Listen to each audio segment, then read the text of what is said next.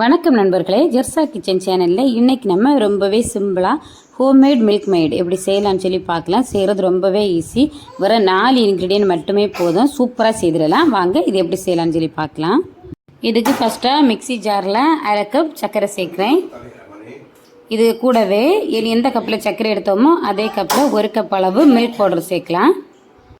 அப்புறம் இதை கிரைண்ட் பண்ணுறதுக்கு தேவையான அளவு தண்ணி சேர்க்கலாம். 1/4 கப்பில் இருந்து 1/2 கப் அளவு தண்ணி தேவைப்படும். இதுக்கு தண்ணி நார்மல் தண்ணி சேர்க்காம லேசாக சூடான தண்ணி சேர்த்துக்கோங்க.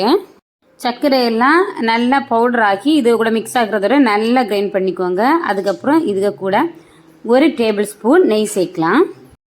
நெய்யை சேர்த்தப்புறம் ஒரு வாட்டி கூட இது நல்லா கிரைண்ட் பண்ணிக்கலாம்.